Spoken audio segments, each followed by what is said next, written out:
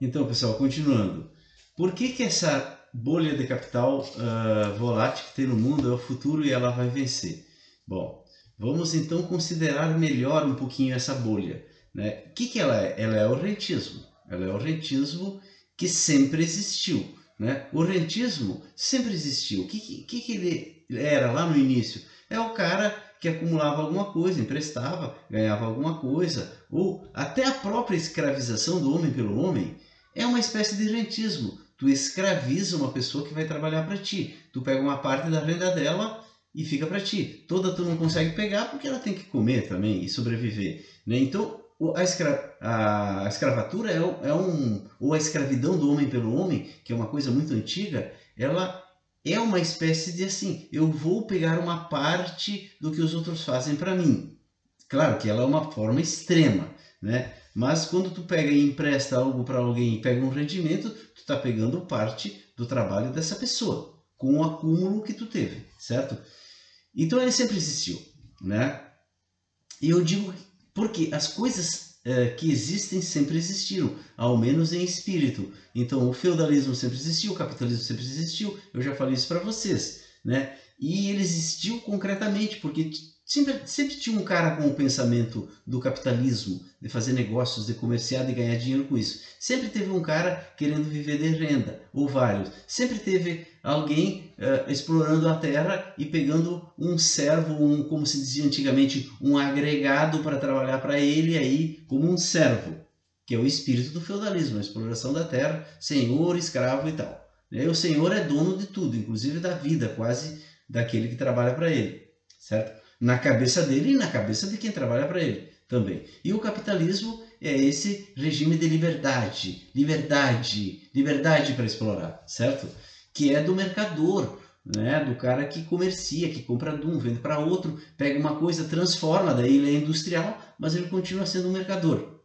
Então esses espíritos sempre existiram e tem momentos que eles tomam conta. E agora o rentismo, na minha hipótese, vai tomar conta. E vai fazer o quê? Transformar todo mundo em rico. Essa é a minha hipótese. Que vocês até o fim vão ter que concluir se eu tenho chance de ter razão ou não. Bom, o que acontece?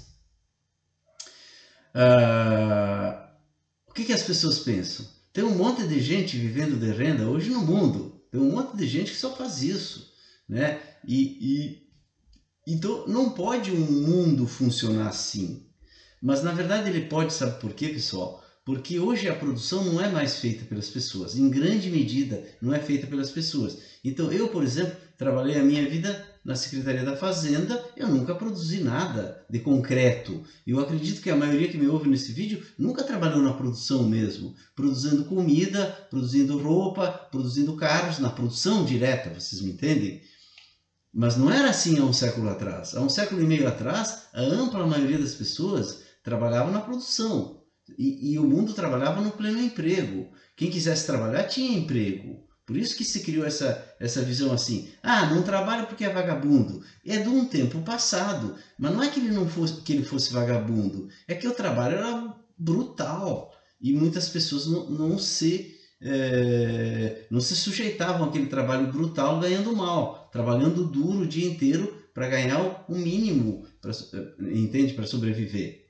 E era assim até pouco tempo atrás. E à medida que foi se automatizando, né, a automação começou a tomar conta, começou a se liberar muitas pessoas. No início, os economistas achavam que iria ser o fim, porque as pessoas iam passar fome. Não, só que elas foram descobrindo outras coisas para fazer, serviços, né? E foi se criando essa possibilidade de ter muita gente não trabalhando diretamente na produção e mesmo assim vivendo e se alimentando, porque a produção era tocada muito por máquinas e cada dia mais. Eu já expliquei isso em alguns vídeos. Hoje, se tu diz precisa de mais trigo, tu não precisa mobilizar muita gente, só máquinas para produzir mais ou mais tecnologia para conseguir produzir mais trigo no mesmo espaço que tu usa, certo? Então, de tal maneira assim que o mundo está caminhando para as pessoas não precisarem trabalhar ou precisarem trabalhar muitíssimo menos do que trabalham hoje. Então o rentismo é possível, sim. É possível. Não como toda a atividade de uma pessoa, mas pelo menos uma boa parte da renda pode vir do que dela ter propriedades. Que tipo de propriedade? A propriedade, por exemplo, de ser acionistas de empresas, de ter ações de empresas que lhe pagam dividendos. Tá? Aí nós passamos para um outro aspecto da bolha. As pessoas dizem assim, mas é o seguinte, essa riqueza toda é papel. Eu mesmo disse isso, e é papel. Se todo mundo proprietário dessa riqueza do mundo, que é papel, certo? Vender esses papéis e for querer comprar bens ou serviços no mundo, não existe bens ou serviços no mundo suficiente. O que vai acontecer? Vai acontecer uma inflação desenfreada e esses papéis vão perder valor e a própria moeda vai perder valor e essa bolha vai explodir, né? E é isso que muita gente espera. Essa bolha vai explodir porque ela está crescendo. Um dia ela vai explodir. Ela não vai explodir, pessoal. Primeira notícia que eu tenho que dar. Ela não vai explodir. Por quê? Por que está dentro da bolha? Ele não está interessado em vender. Eles são os proprietários das empresas. São os donos da Microsoft. São os donos das grandes empresas do mundo. Dos bancos. Quando acontece um furo na bolha, o que acontece? Eles não saem vendendo. Porque eles já aprenderam ao longo da história que não sai vendendo. E eles querem continuar donos do banco. Digamos que as ações dos bancos caem não valendo mais nada. Eu vou ser o primeiro que vou comprar, porque aí com o pouco dinheiro que eu tenho, eu vou comprar todas as empresas do mundo. O que vocês acham? Que vai acontecer isso? Claro que não. Os donos das empresas não saem vendendo, né? Porque eles não precisam disso. Eles ganham altos rendimentos por serem donos das empresas, certo? Eles ficam olhando. Aí quando cai bastante, eles vão lá e compram as ações. E aí o pequenininho que saiu antes, ele comprou.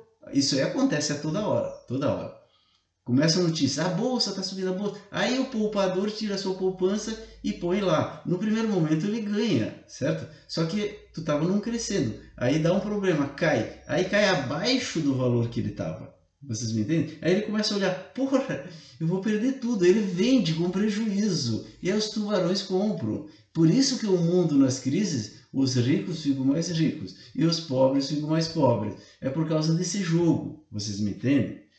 Bom, mas essa bolha não vai explodir. Ela vai continuar. Simplesmente porque, pessoal, não tem como o mundo funcionar sem ela. Não tem. No máximo ela pode diminuir, né? Porque ela vai continuar sempre. Vocês me entendem? Então, qual é a solução? Se o rentismo é bom, se é bom viver de renda e não é bom viver de renda, é bom viver de renda, né, pessoal? É bom. Se ele é bom, por que não estender para todos? As pessoas vão dizer, mas não é possível. Como que todo mundo vai viver de renda? Bom, primeiro que eu já expliquei, que a maior parte da produção não é feita por máquinas. Então, quem são os donos dessas máquinas? As empresas. Então, eu posso ser sócio dessa empresa e ganhar dividendos e consumir aquilo que as próprias máquinas estão fazendo. Então, economicamente é possível. Segundo, tu não pode, por exemplo, aumentar a produção do mundo de tal maneira a dar um padrão razoável de consumo a toda a população do planeta? Claro que isso é possível. Inclusive é a solução. Os países querem crescer e eles têm que crescer até o ponto de dar esse padrão para toda a humanidade. O que isso vai acontecer? As empresas vão crescer, vocês me entendem?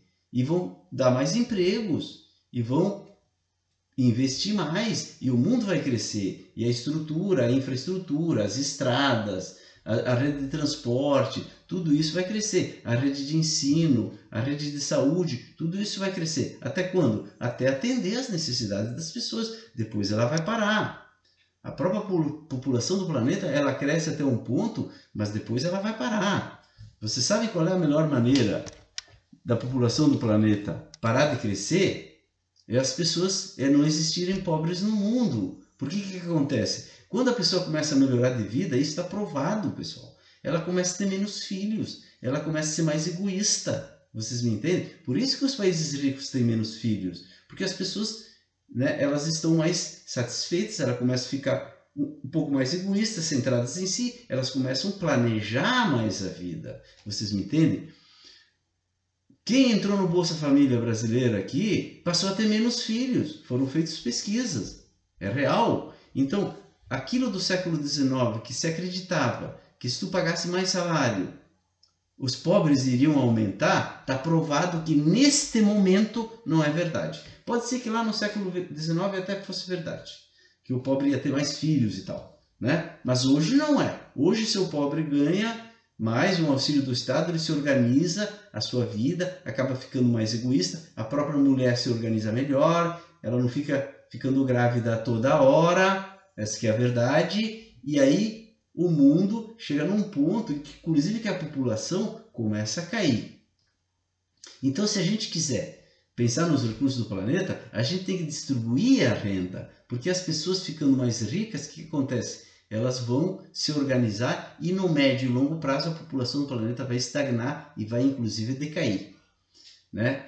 E é perfeitamente possível tu atender a todas essas pessoas com os recursos do planeta, sendo talvez aplicando em tecnologias menos destruidoras, em energia renovável, como estocando o vento, né, pessoal? Eu quero defender a Dilma aqui para dizer que é possível sim estocar vento. Quando um catavento está funcionando, tu está estocando vento dentro do sistema. Eu sou engenheiro eletricista, entre outras coisas. Então eu sei que quando está um catavento funcionando, a água que está no reservatório, por exemplo, não é consumida, ou é consumida menos. Então lá no reservatório de água, tu está estocando o vento, ou tu está estocando qualquer energia. Tu faz energia solar aqui, em vez de deixar a energia aquecer o meu telhado, eu posso botar um coletor e eu vou estar estocando o sol lá dentro do reservatório. Então, a sociedade vai descobrir novas formas, né, de poluir menos, de destruir menos as reservas e de chegar numa população adequada para o planeta, equilibrada, certo?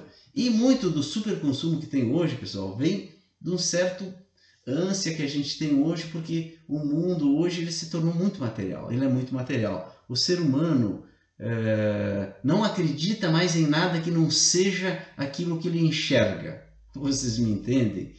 A religião cresceu muito, mas é uma religião que não é uma crença autêntica nos mistérios, né?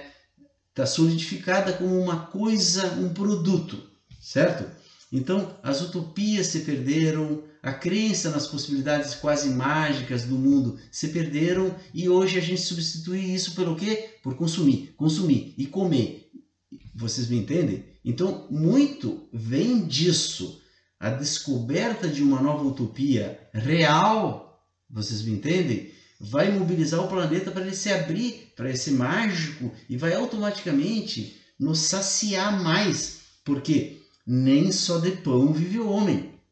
O que significa essa palavra de Jesus? Significa isso, que o espiritual, né, também alimenta o homem, mas o espiritual num sentido verdadeiro, que tem que ser redescoberto, que não é dentro de uma religião dogmática que o próprio cristianismo se tornou, mas é uma redescoberta desse sobrenatural como uma aventura humana que deve ser implementada agora num sentido verdadeiro, que eu ainda vou dizer para vocês como que a humanidade deve proceder para fazer essa viagem coletiva, certo?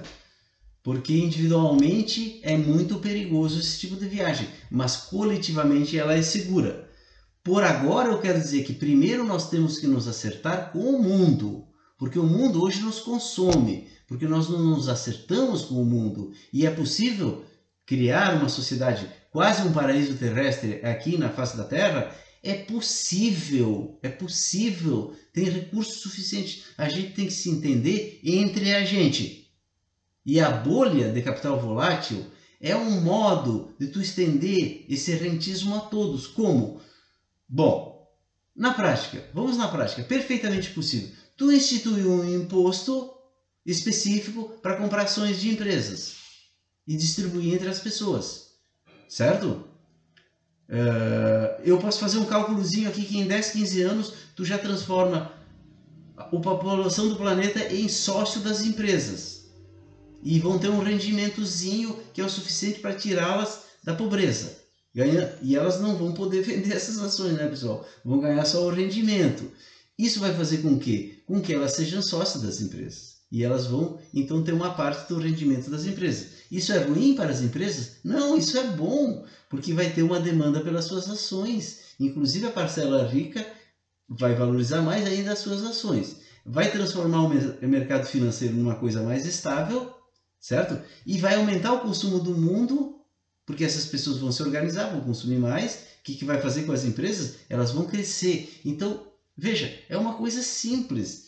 Só que a gente tem que sair dessa dicotomia de briga, que para um ganhar, o outro tem que perder, porque não é assim que o mundo funciona, sabe? Pode todos ganharem? Claro que pode todos ganharem. É só a produção aumentar. Se a produção aumenta, é possível salários aumentarem, rendimentos aumentarem e inclusive os ricos que gostam tanto de ser ricos ficarem mais ricos. Porque isso em si não é um problema, pessoal. Ele não é um problema porque os ricos não vêm no mundo consumir com o excesso de riqueza que eles têm. Eles só têm um título lá. Deixa eles com esses títulos que não prejudiquem em si o mundo. Vocês me entendem? Pelo contrário, é uma fonte que tu pode tributar e tu pode pegar uma parte, tu pode inclusive convencê-los, disso que é importante para o mundo. Parte deles já está convencido, inclusive, certo? Né?